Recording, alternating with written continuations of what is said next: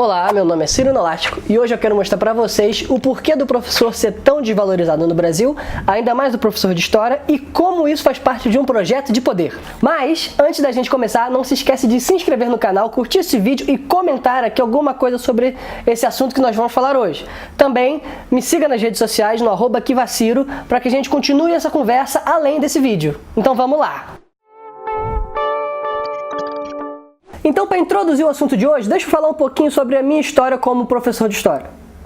Eu sou formado pela Universidade Federal do Rio de Janeiro, a UFRJ, formado em História, e onde fica o curso de História da UFRJ? Fica lá no centro da cidade do Rio, num prédio histórico e tombado, chamado Instituto de Filosofia e Ciências Sociais, ou o IFIX. É muito simbólico a gente estudar história nesse prédio, já que foi no centro da cidade do Rio que muitos dos principais acontecimentos da história do país aconteceram. Então ele fica ali onde a história aconteceu de novo e de novo e de novo. Mas esse prédio não foi sempre local de ensino, não. O IFIX já foi muita coisa. Ele já foi de convento até o local onde o imperador recebia seus súditos para beijarem a sua mão após a missa que ele via na igrejinha do lado. E mais pra frente na história, ele veio se tornar um local de ensino. É o que nós vamos tentar entender hoje. Grandes partes das universidades do mundo concentram todos os seus cursos num lugar só, porque é muito mais interessante ter aquele local de troca de conhecimento do que ficar vários polos de conhecimento separados por vários lugares, né? Pois é, mas isso não acontece com a UFRJ e com muitas outras universidades brasileiras. A UFRJ tem campos espalhados por vários lugares da cidade. E como eu já falei, faria muito mais sentido se todos esses cursos se concentrassem num lugar só,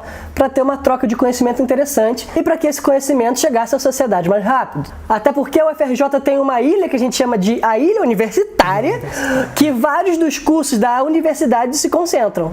Mas por que o curso de História, entre outros cursos de Humanas, se localizam longe, lá no centro da cidade? Existe uma razão muito específica para isso. Bem, você deve estar ciente de um período histórico que o Brasil viveu chamado de ditadura civil-militar, ou popularmente conhecida como ditadura militar. É um período vergonhoso da nossa história, onde o Estado resolveu fazer da violência uma ferramenta cotidiana de fazer política. Dentre torturas, censuras e atos institucionais, os militares governaram o país por mais de 20 anos sob a justificativa de tentar conter o comunismo. Cara, parece piada, a gente tá nessa há mais de 50 anos, não é possível. Esses comunistas não desistem, cara. Mas assim, não foi só porrada não. Os militares também tomaram medidas convencionais que, apesar de não violentas, estão fudendo com a gente até hoje. E é dessas medidas que eu quero conversar. Eu tô falando de medidas relacionadas à educação. A ditadura foi um período muito autoritário da nossa história. E a característica de governos autoritários é querer controlar a informação e o conhecimento como forma de dominação. Foi durante a ditadura que a Faculdade Nacional de Filosofia foi erradicada. Essa faculdade fazia parte da Universidade do Brasil, que veio se tornar a UFRJ e que, por sua vez, funcionava no prédio o qual eu estudei. E a FINEFI, para os íntimos, foi erradicada sob a justificativa de ser um foco de resistência ao governo e um local de propagação de ideais comunistas. Mas assim, era foco de resistência ao governo? Era sim. Era um governo autoritário, ditatorial, em que perseguia a sua própria população? Era. Então as pessoas deveriam ser perseguidas e não fazer nada? A erradicação da FINEFI fazia parte de uma reforma educacional promovida pelo governo militar com objetivos muito claros. Acompanhada desse desmonte, muitos cursos e institutos da agora UFRJ foram separados, diluídos pela cidade, com o intuito de diminuir o contato entre eles e para facilitar a repressão de quaisquer células de resistência que surgissem. Assim, o curso de História foi parar no centro da cidade, distante de todos os outros cursos da UFRJ que ficam numa ilha universitária. E por isso eu estudei nesse prédio, hoje o IFIX, no Largo do São Francisco, no centro da cidade do Rio de Janeiro. Mas assim, eu não terminei não. Essas não foram as únicas medidas tomadas pelo governo militar em relação à educação. Tu acha que eles se limitaram somente às faculdades?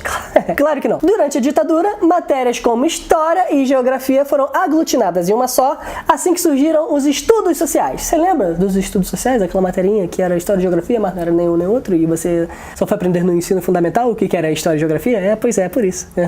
Além disso, matérias como Filosofia, Sociologia e até Psicologia, eventualmente, foram tiradas do currículo. Com que intuito isso? Para evitar o surgimento de pensamento crítico. Desculpa eu estar me repetindo, mas é bom a gente sempre lembrar que é para evitar o surgimento de pensamento crítico.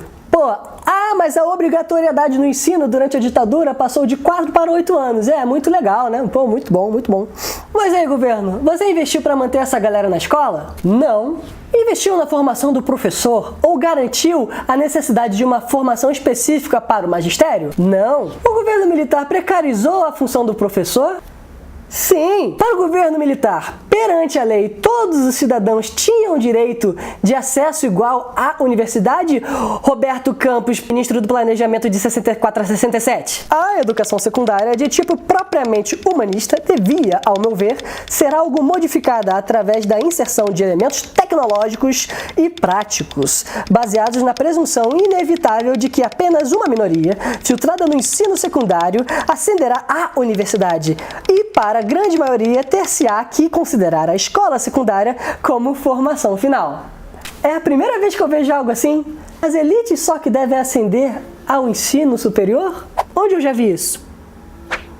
Ou seja, acabou-se com o ensino clássico e deu-se ênfase ao ensino técnico. Isso porque o pobre tem que estudar para conseguir trabalhar sem se machucar, enquanto o rico mande nele sem precisar lhe ensinar o beabá. Assim, a gente qualifica a mão de obra do povo para que, quando ele for trabalhar, quem o empregue não tenha que ensinar-lhe do zero a fazer 2 mais 2. Então o Estado qualifica minimamente a mão de obra para que quem manda não tenha que ter um esforço a mais na hora de contratar um funcionário.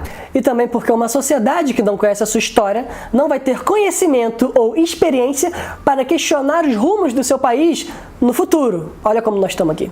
Vamos fazer uma pequena análise. A ditadura começou em 64 e acabou na década de 80. As crianças que estudaram nessas escolas, com o ensino de história e geografia diluídos, sem filosofia ou sociologia, hoje estão elegendo um militar e estão batendo palmas pelas perdas de seus direitos.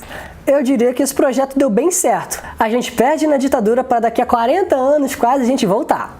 Por isso que hoje aparenta estar tudo bem nós vermos um discurso que já foi dito há quase 60 anos e que as pessoas batem palma. Estão tirando do pão ao livro do cidadão. Além de não ensinar a pescar, eles te tiram a sua vara de pescar e seus peixes. E tá todo mundo batendo palma. A gente cria espantalhos, cria inimigos como o comunismo em pleno 2019. A gente fala de marxismo cultural, coisas que significam tudo para não significar nada. E eu já tô me repetindo nisso. Você pode ver em outros vídeos que eu tô falando disso toda hora. Para que justifique-se, pegar e agora observar o professor na escola. Falar que o professor é o doutrinador, o professor é terrível. Cara, o professor está tentando dar uma aula de 50 minutos, quando ele consegue, ele dá meia hora para passar 20 minutos organizando os alunos em sala. A ditadura militar foi só um capítulo onde a gente pôde observar o desrespeito e o projeto de desmoralização do professor. O Brasil tem uma cultura de desrespeito ao professor e de demonização do conhecimento. Eu não me impressiono mais por a Terra ser plana para alguns, por o nazismo ser de esquerda para outros e por a ditadura não ter sido tão ruim assim para muita gente. É claro, os militares nunca pagaram pelas atrocidades que eles cometeram. O final da ditadura foi uma passada de borracha por cima de todos os crimes, de quem não era do governo e deles também. As pessoas não entendem a gravidade disso. Por isso não me impressiona que aquela figura que tenta te alertar para a realidade desconfortável que você vive, o professor, seja aquele que é o inimigo. O fato é que a verdade dói. Saber que você vive num local, numa casa onde a violência é presente, você vai fechar os olhos para não viver aquele terror diariamente. Só que a verdade vai continuar sendo dita. Você pode odiar o professor ou não. A ditadura ainda foi péssima. Pensar sobre essas coisas dói, mas é necessário pra caramba. Então, o professor não ser valorizado é o que o Brasil é. Eu resolvi fazer esse vídeo só para mostrar um corte da história do Brasil e ligá-la a um tema muito importante para mim. Porque o desrespeito e a desmoralização do professor não surgiu na ditadura. Ela esteve sempre aí e eu posso fazer milhões ou uns 20 vídeos falando sobre momentos da história que a gente evidencia essa demonização do conhecimento. Isso faz parte de um pensamento colonial em que você está sujeito a seguir do que ser seguido. O brasileiro não quer. Parece que o brasileiro não almeja uma posição de liderança, de você ser aquela ponta de lança que pensa. Você quer seguir alguém que te diga o que fazer. E a gente está sempre aí procurando um novo Messias. Mas assim, eu falo de forma muito rasa tudo que está aqui para poder cobrir um tema grande. Se você se interessou pelo que falei, olha nos links aqui embaixo, tem vários artigos que eu utilizei também para fazer esse vídeo e que tem muito mais informações sobre tudo que eu falei. Se você ficou curioso, por favor, faça uso dessas fontes. Então por hoje é isso. Como sempre, me siga nas redes sociais para a gente continuar esse debate e também se inscreva no canal, curta esse vídeo e compartilhe, além de comentar, para a gente ter uma discussão gostosa aqui na janela de comentários. Vamos lá, eu vou ficar por aqui e sigamos em frente.